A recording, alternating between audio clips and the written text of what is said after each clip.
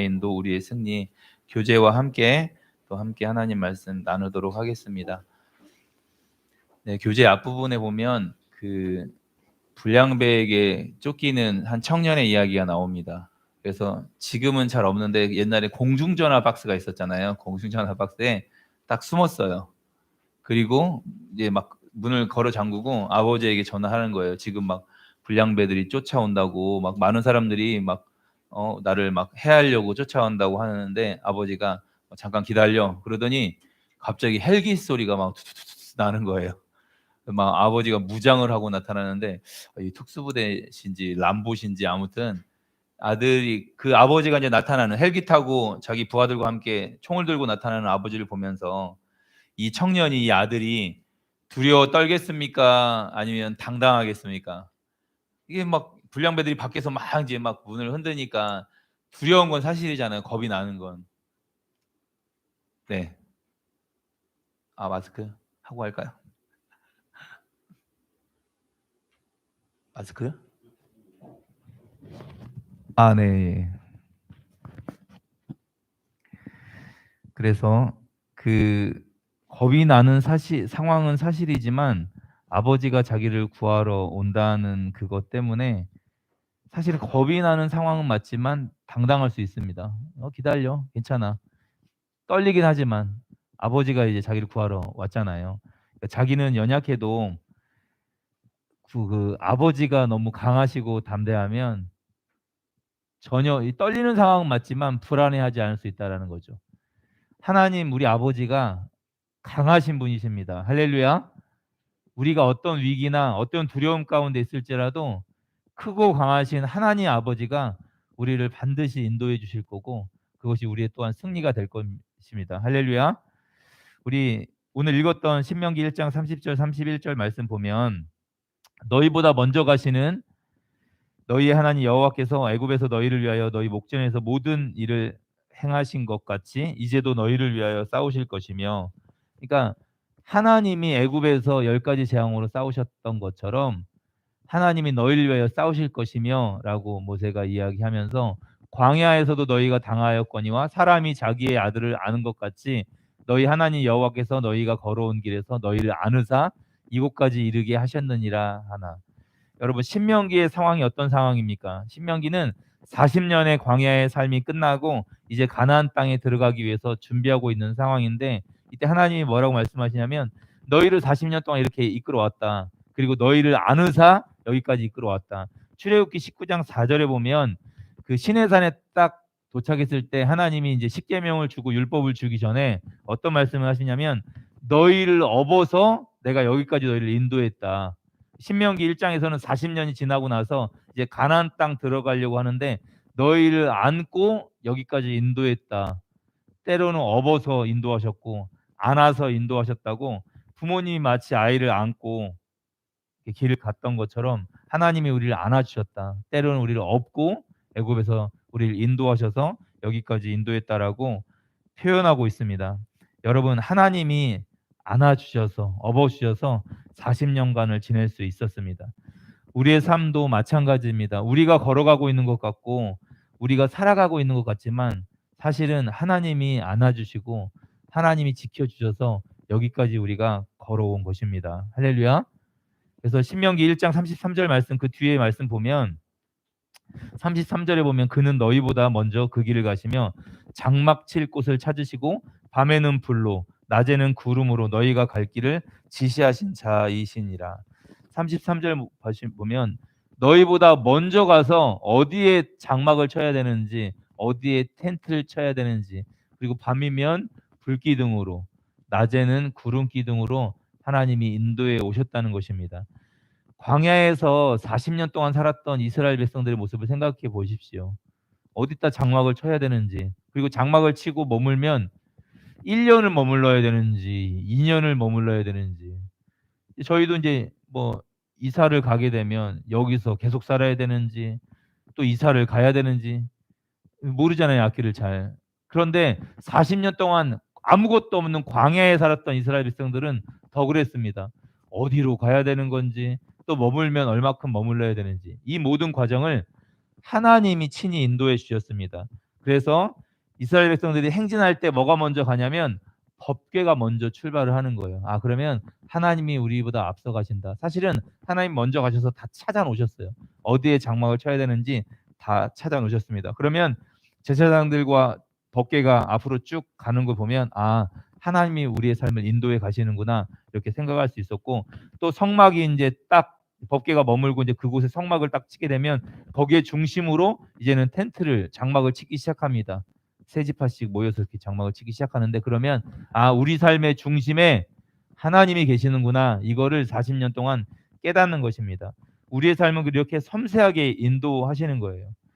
여러분, 지나온 우리 인생들을 생각해 보면 마치 하나님이 앞서 가셨고 또 우리 삶의 중심에 있었던 것처럼 우리가 깨닫거나 깨닫지 못했거나 아, 우리가 하나님의 은혜를 경험하고 나면 하나님이 내 삶을 이끌어 오셨구나.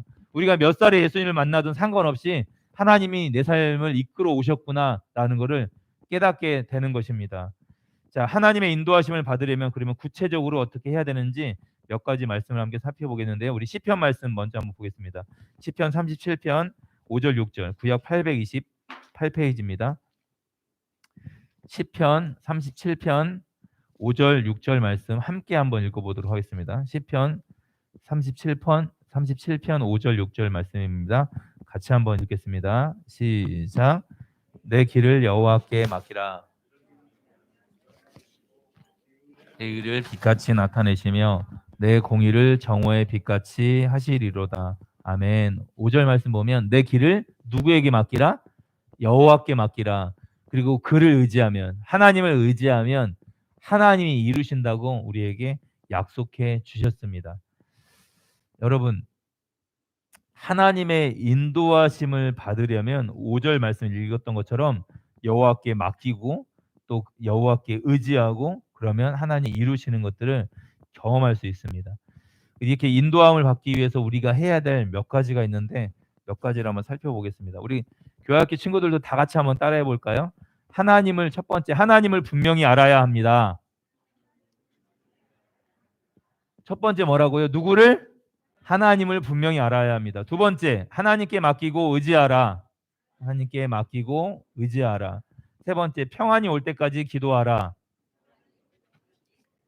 네 번째, 성령의 인도함에 민감해야 한다. 시작. 성령의 인도함에 민감해야 한다. 첫 번째, 하나님을 분명히 알아야 하고, 그리고 하나님께 맡기고 의지해야 되고, 평안이 올 때까지 기도해야 하면서, 그리고 성령의 인도하심을 민감하게 반응해야 합니다. 여러분, 하나님을 분명히 알아야 합니다. 우리 크리스찬 베이직 교재에 보면 엘리의 아들들에 대한 말씀이 나오는데 제사장인데 여호와를 알지 못한다고 표현되어 있습니다. 여러분, 하나님을 섬기는 사람인데 하나님을 몰라요. 제사장인데 여호와를 알지 못했습니다.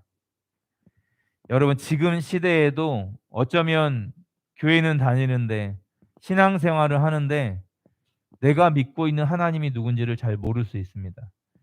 이 땅에 다음 세대가 점점 조사를 보면 이제 선교지가 되어 가잖아요. 대학생 복음화율이 선교지보다 더 막 떨어지고 있는 막 추세잖아요. 여러분, 지금 시대가 하나님을 분명히 알아야 하는데 교회 안에서도 하나님이 누군지 복음이 잘 무엇인지 잘 모르는 시대가 되어 버렸습니다. 여러분, 하나님의 인도하심을 받으려면 하나님을 분명히 알아야 됩니다. 그래야만 하나님께 맡기고 하나님께 우리의 삶을 의지할 수 있습니다. 그리고 아무것도 염려하지 말고 오직 모든 일에 평안이 올 때까지 기도할 수 있습니다. 그리고 성령님의 인도하심에 민감하게 반응할 수 있는데 이렇게 되면 우리가 감사와 순종의 삶을 살아갈 수 있습니다. 그런데 하나님의 인도를 받기 시작하면 우리에게 전쟁이 시작됩니다. 어떤 전쟁일까요? 영적 전쟁이 시작되기 시작합니다. 하나님의 인도를 받고 이제 영적 전쟁에서 승리하기 위해서 몇 가지를 살펴봐야 되는데, 먼저 교재에 나와 있는 거 첫 번째, 영적 전쟁이 있게 된 이유를 알아야 됩니다. 왜 영적 전쟁이 일어납니까? 여러분, 우리가 태어나면서 그리스도인은 아무도 없습니다. 사실은 모태신앙으로 태어나긴 하지만 그가 개인적으로 예수님을 구주로 영접하는 순간이 반드시 누구에게나 있습니다. 또 모태신앙으로 태어나지 않은 분은 누군가의 전도를 받고 누군가의 복음 제시를 받고 이제 나이가 든 후에 그리스도인이 되기로, 내가 교회를 다니고 예수님을 믿기로 결정하는 계기가 있습니다. 그러니까 엄밀히 말해서 모든 사람이 태어나면 죄인입니다. 세상에 속한 사람으로 태어난 것입니다. 그래서 그러다가 예수님을 믿고 신앙생활을 시작한다는 건 이제 영적 전쟁이 들어왔다라는 말이에요. 그전에는 전쟁이 일어나지 않았습니다. 왜냐하면 우리가 마귀 편이었으니까. 우리가 그냥 사단 편이었으니까. 그러니까 사단이 자기 편하고 전쟁할 이유가 없습니다. 그런데 이걸 딱 끊고, 사단의 이 편에서 딱 끊고 내가 그리스도를 믿겠다고 결정을 하는 순간 사단 편에서는 다른 편이 되는 겁니다. 적이 되는 것입니다. 그러면 공격해 옵니다. 예수 믿기 전에는 악한 세력과 한 편이었는데 그들과 예수님 믿는 순간 적군이 되었습니다.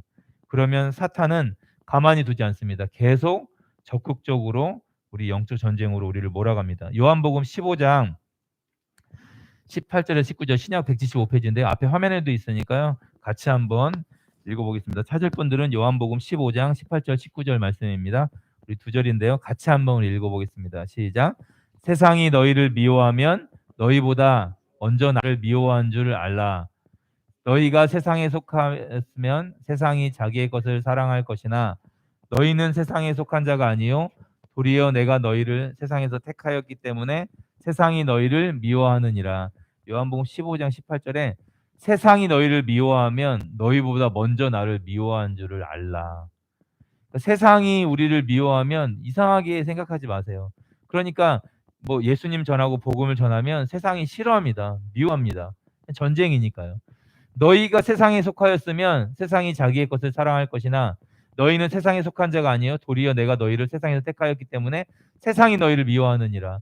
같이 세상 편에 속해서 같이 세상 사람들과 함께 뭐 같이 어울리고 같이 막 술을 마시고 욕하고 지낼 때는요 전혀 그냥 편하게 살 수 있어요. 그런데 주님 편에 딱 들어와서 복음을 제시하거나 예수님 믿으세요라고 말하는 순간 미움을 당할 수 있습니다.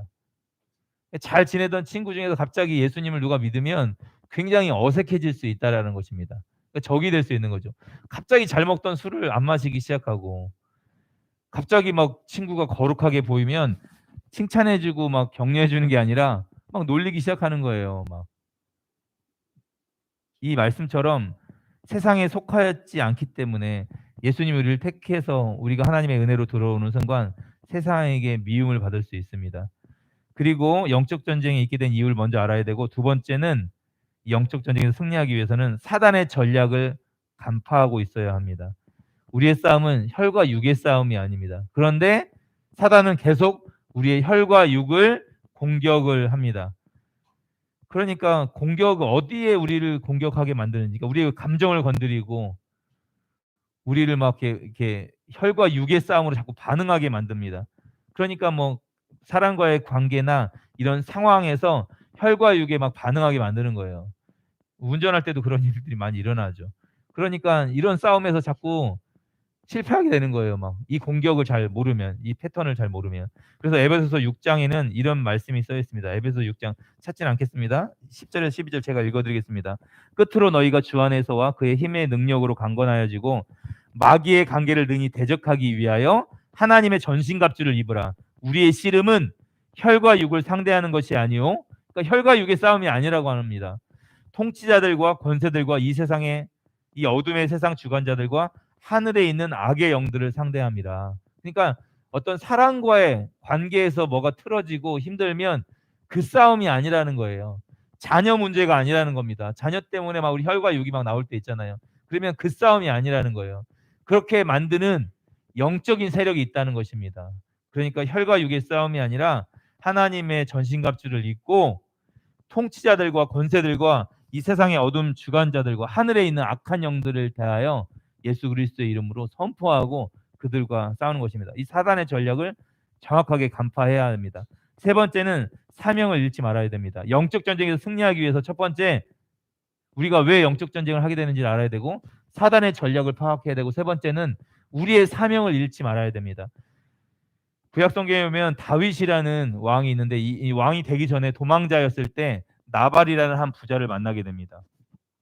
나발이 부자였었습니다. 많은 가축을 가지고 지니고 있었는데 다윗과 다윗의 부하들이 이 나발의 이 가축들을 밤이며 낮이며 지켜줬어요. 본인도 지금 도망자인데 이 부자 이 사람의 이 가축을 지켜줬습니다.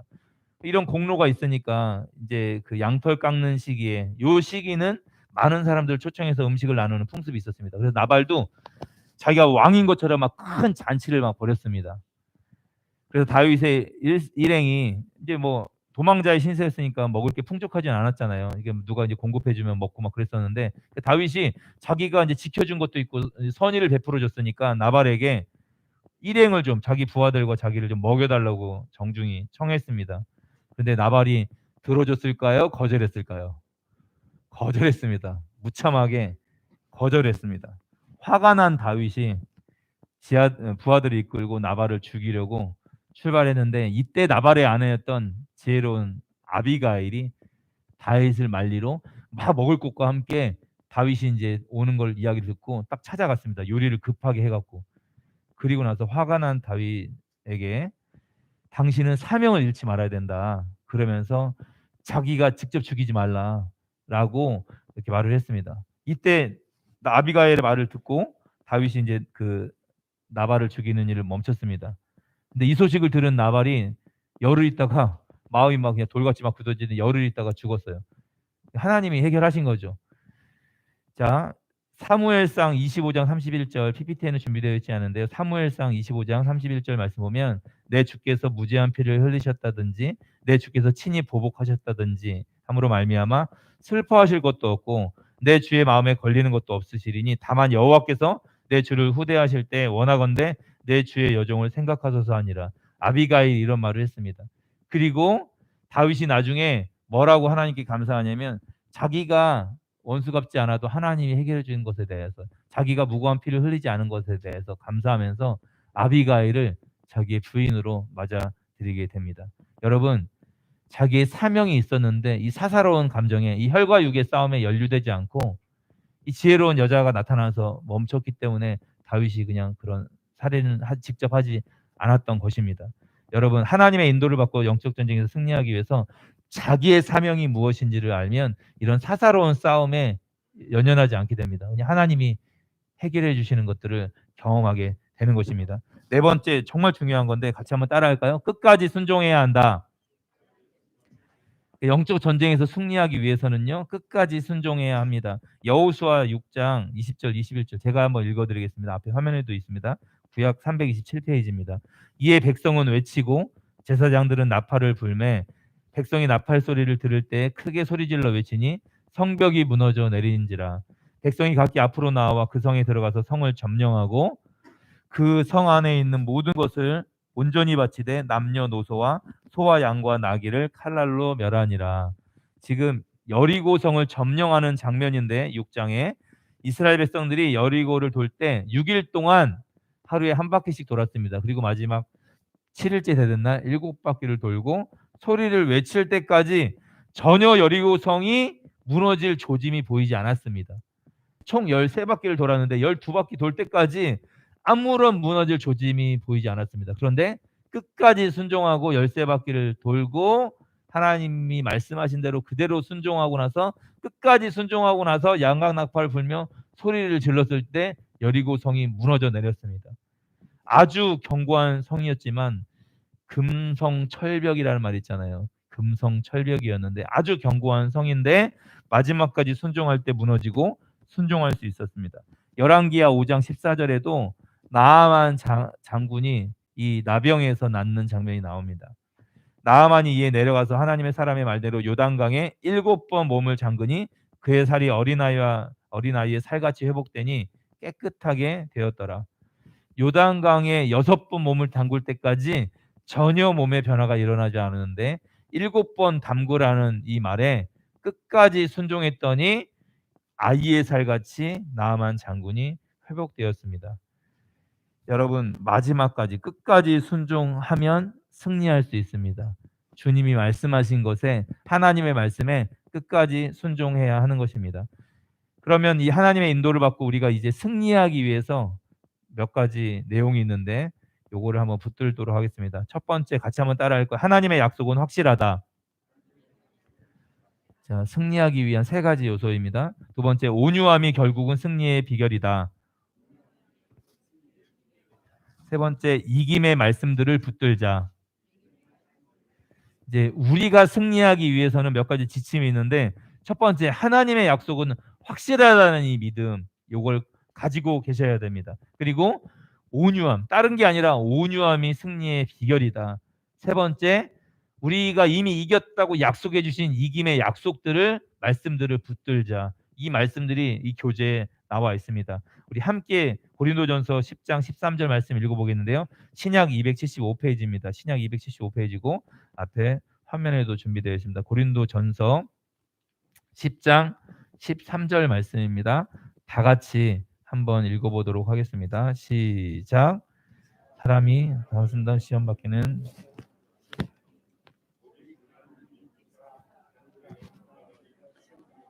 허락하지 아니하시고 시험 당할 즈음에 또한 피할 길을 내사 너희로 능히 감당하게 하시느니라.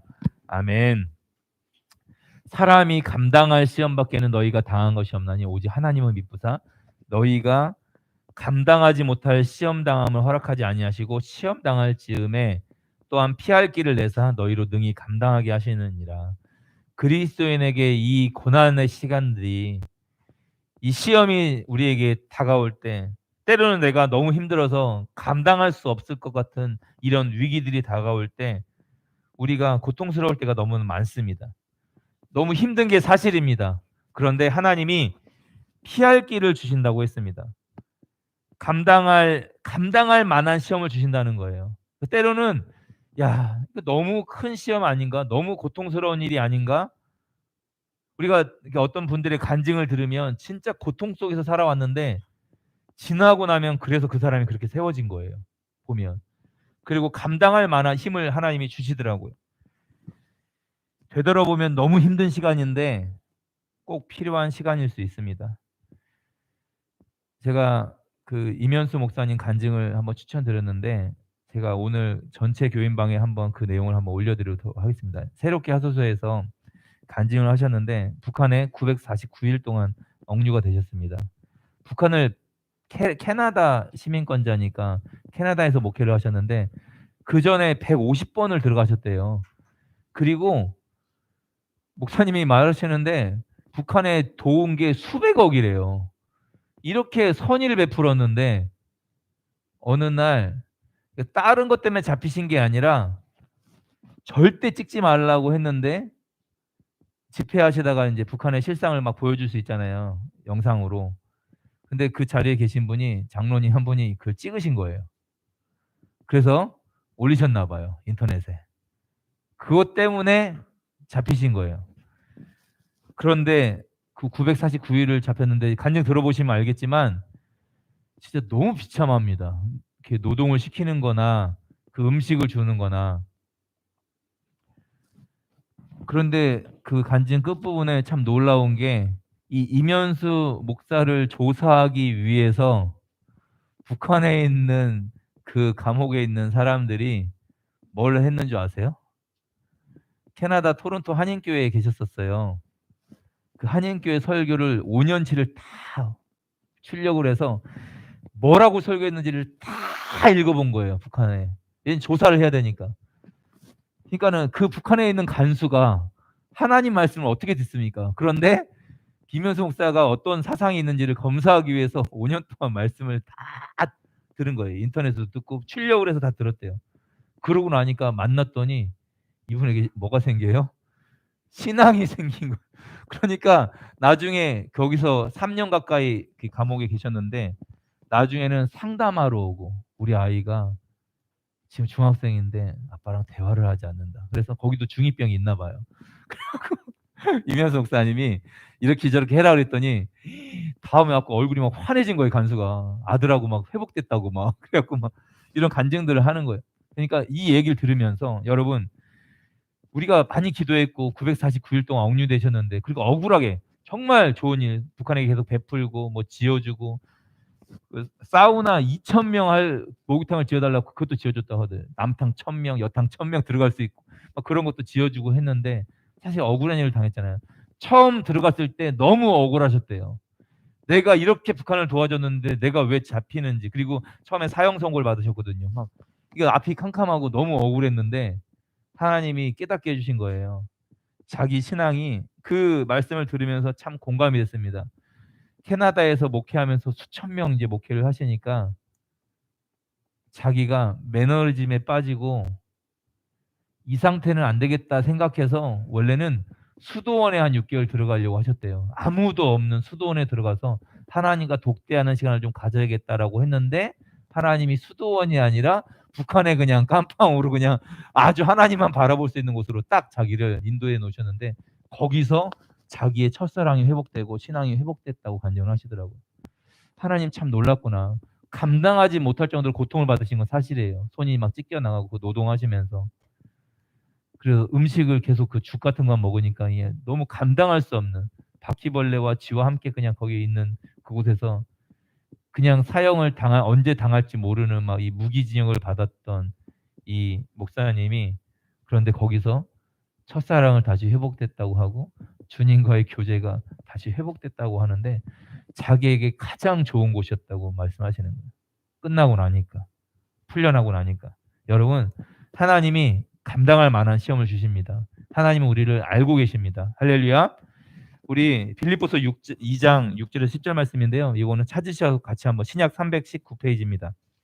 신약 319페이지 빌립보서 2장 6절에서 10절 말씀 한 절씩 교독해 보겠습니다. 빌립보서 2장 6절에서 10절입니다. 제가 먼저 읽겠습니다. 그는 근본 하나님의 본체시나 하나님과 동등됨을 취할 것으로 여기지 아니하시고 오히려 자기를 비워 종의 형체를 가지사 사람들과 같이 되셨고 사람의 모양으로 나타나서 자기를 낮추시고 죽기까지 복종하셨으니 곧 십자가의 죽으심이라. 이러므로 하나님이 그를 지극히 높여 모든 이름 위에 뛰어난 이름을 주사 같이 한번 읽겠습니다. 하늘에 있는 자들과 땅에 있는 자들과 땅 아래에 있는 자들로 모든 무릎을 예수의 이름에 꿇게 하시고 아멘.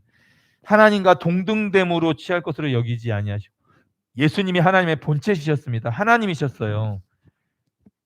조호 형제 영상 한번 바꿔주실래요? 네. 오히려 근데 7절 말씀 보면 자기를 비워 종의 형체를 가지사 사람들과 같이 되셨고 사람의 모양으로 나타나서 자기를 낮추시고 죽기까지 복종하셨습니다. 여러분 이 예수님의 온유함이 승리의 비결이셨습니다. 오해하시면 안 됩니다. 아 예수님은 하나님이셨으니까 뭐 그 고통 뭐 견딜 수 있었던 거 아니에요. 완전한 인간으로 우리가 똑같은 고통을 겪는 몸으로 이 땅에 오셨습니다. 참으셨습니다. 그 고통을. 그 십자가 너머에 있는 그 기쁨 때문에 참으셨어요. 고통받으신 게 사실입니다. 주님은 인간으로 완벽한 인간으로 이 고통을 십자가의 그 아픔을 이기셨습니다. 가지고 있는 능력과 권세를 다 벗고 고난을 담당해 주셨습니다. 이것이 바로 온유함입니다. 온유란 내가 가지고 있는 힘을 사용하지 않고 이기는 승리의 비결입니다. 그러니까 부부 사이에서도 사실은 어떤 사람이 이기는 사람이냐면 막 기어코 남편을 말로 꺾고 아내를 막 말로 이기려고 하는 사람이 승리하는 사람이 아니라 진짜 온유한 사람이 승리하는 것 같아요. 부부 사이에도 목소리 큰 사람이 이기는 게 아니라 그래 알겠어 이렇게 온유한 사람이 어쩌면 진짜 승리자. 같이 감정적으로 반응하지 않고 자녀에게도 그런 온유함을 가진 사람이 어쩌면 승리자일 수 있습니다. 여러분 온유란 내가 가지고 있는 힘을 사용하지 않고 이기는 승리의 비결입니다. 이 영적 전쟁에서 승리하기 위해서 이 온유함이 승리의 비결이구나. 혈과 육에 반응하시면 안 됩니다. 온유함이 결국은 승리의 비결입니다. 그리고 마지막으로 이김의 근거가 되는 말씀들을 한번 보겠는데요. 제가 한번 읽어드리겠습니다.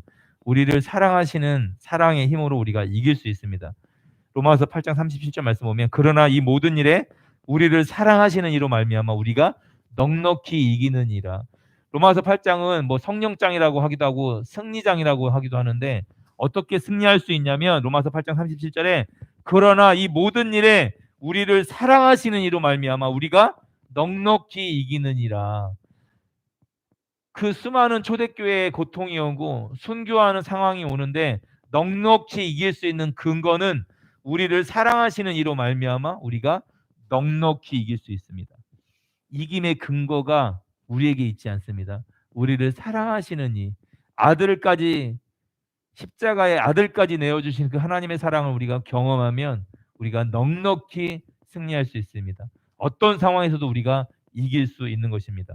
고린도전서 15장 57절 말씀 보면 고린도전서 15장은 부활장이라고 하잖아요. 부활장. 우리 주 예수 그리스도로 말미암아 우리에게 승리를 주시는 하나님께 감사하노니 예수 그리스도로 말미암아 승리를 주시는 하나님께 감사한다. 이미 승리를 주셨다고 말하고 있습니다. 고린도전서 15장 57절 말씀에는. 그러니까 우리는 주님과 함께 부활할 거예요. 이미 승리가 우리에게 정해져 있습니다. 그래서 예수 그리스도로 말미암아 우리에게 승리를 주신 하나님께 바울이 감사하고 있습니다. 세 번째는 믿음으로 이길 수 있습니다. 첫 번째는 우리를 사랑하시는 사랑하시는 그 사랑의 힘으로 우리가 이기고, 두 번째는 우리가 마지막에 부활할 거기 때문에 부활의 능력으로 우리가 이길 수 있습니다. 넉넉히 이길 수 있습니다. 세 번째는 믿음으로 이길 수 있습니다. 요한일서 5장 4절 말씀 보면 무릇 하나님께로부터 난 자마다 세상을 이기느니라. 세상을 이기는 승리는 이것이니 우리의 믿음이니라. 우리의 뭐라고요? 믿음이니라. 믿음이 승리의 비결입니다. 하나님께로 난 자마다 세상을 이기느니라. 세상을 이기는 승리는 우리의 믿음이니라. 할렐루야. 그러니까 이미 우리에게 승리가 주어져 있습니다. 이 믿음으로 우리가 나아가야 됩니다. 세상을 우리가 반드시 이길 수 있습니다. 네 번째는 하나님께로 났으니까 이깁니다. 우리가 세상으로부터 난 자가 아니라 하나님께로부터 난 자입니다. 이 말씀을 같이 한번 읽어보도록 하겠습니다. 요한일서 5장 18절입니다. 맨 뒤에 보시면 신약 394페이지. 요한일서 5장 18절 말씀. 같이 한번 읽어보겠습니다. 요한일서 5장 18절 말씀입니다. 시작. 하나님께로부터 난 자는 하나님께로부터 나신 자가 그를 지키심에 악한 자가 그를 만지지도 못하느니라. 아멘. 하나님께로부터 난 자는 다 범죄하지 아니하는 줄을 우리가 아노라. 하나님께로부터 나신 자가 그를 지키심에 악한 자가 그를 어떻게 하지도 못하느니라. 악한 자가 그를 만지지도 못하느니라. 우리는 하나님 편에 있는 사람입니다. 악한 자가 우리를 건들 수 없습니다. 이미 우리의 포지션이 바뀌었습니다. 우리는 세상에 속한 자가 아니라 하나님께 속한 자로 우리는 넘어왔습니다. 요한계시록에 보면 싸움, 전쟁하는 막 구도가 있는데 권세는 이 마귀가 다 잡고 있는 것 같아요. 그래서 예수 믿는 사람들을 다 죽이고 목베이고 사자밥이 되게 하고 화형을 당하게 하는, 이때 요한이 반모섬에서 왜 이 편지를 요한계시록을 기록을 했냐면 너희가 지금 지고 있는 것 같지만 사실은 그게 이기는 거다. 목베임을 당하고 화형을 당하고 이 사단이 모든 세상의 권세를, 로마의 권세를 사용해서 우리를 다 기독교인들을 불태워 죽이고 다 사자밥이 되게 하고 초대교회 교인들이 막 목에 베어 나가고 죽는 것 같지만 사실은 그게 그 피 흘림이 승리다라고 이야기하면서 천국의 모습을 보여주는 거예요. 시청각으로 눈에 보이게 요한에게. 그러면서 목베어 당하고 세상의 권세에 압제당해서 다 죽어가는데 이게 승리구나. 이게 온유함이구나. 그러면서 진짜 승리가 무엇인지를 딱 보여주는 거예요. 와, 어린 양의 승리가 우리의 승리구나. 그리고 수많은 아무도 셀 수 없는 큰 무리가 흰 옷을 입고 나와서 하나님과 그 어린 양 예수 앞에서 예배하는 그 장면을 보여주는 거예요. 와, 이게 진짜 승리구나. 최후의 승리를 딱 보게 되니까 이 땅에서 당하는 그 고난이나 고통, 때로는 순교의 상황도 두려워하지 않을 수 있는 것입니다. 왜? 이김이 우리에게 정해져 있으니까. 이걸 요한이 말하고 싶었던 것입니다. 세상의 권세들이, 사단이, 악한 자가 그들이 이기는 것처럼 보이지만 그들에게는 영원한 멸망이 정해져 있구나. 이걸 깨닫는 것입니다. 제가 몇 주 전에 2002년 월드컵 이탈리아전을 TV에서 이제 하길래 카센터에 잠깐 들렸다가 이걸 봤습니다. 후반전이었습니다. 32분인가? 제가 1대0으로 지고 있더라고요. 대한민국이. 떨었을까요? 안 떨었을까요? 전혀 긴장되지 않더라고요. 괜찮아. 설기현이 골 넣을 거야.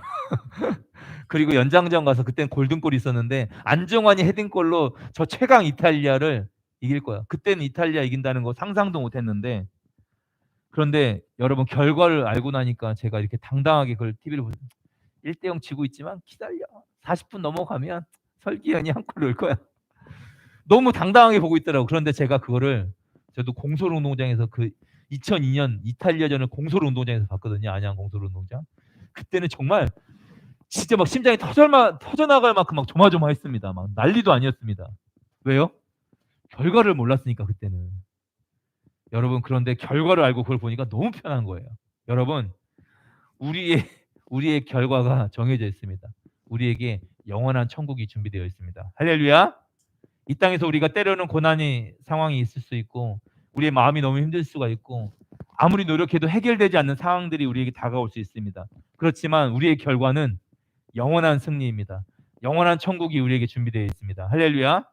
그럼 우리는 당당하게 우리 두렵지 않고 지고 있는 것 같지만 우리 이미 승리한 사람들입니다. 그 하나님이 우리를 사랑하시고 예수님이 우리를 너무너무 사랑하셔서 십자가에 죽을 만큼 우리를 너무너무 사랑하십니다. 우리에게 이 승리가 정해져 있습니다. 말씀을 정리하겠습니다. 우리는 예수님의 십자가의 사랑과 희생으로 하나님의 자녀가 되었습니다. 그리고 그 하나님이 이제 우리의 삶을 인도하십니다. 이것이 우리의 승리입니다. 우리의 승리가 정해져 있습니다. 하나님의 자녀가 여러분 되셨고 그 하나님이 우리를 인도하시는 것은 가시밭길이라도 편안한 길이라도 황금길이라도 전혀 상관이 없습니다. 하나님이 그 삶을 인도하신다는 건 우리에게 최후 승리를 주시기 위한 길인 것뿐입니다. 이번 한 주간도 이 하나님의 인도를 받으며 날마다 승리하며 살아가는 원월드 교회 성도님들 한 분 한 분이 되기를 주님의 이름으로 축원합니다. 우리 찬송가 391장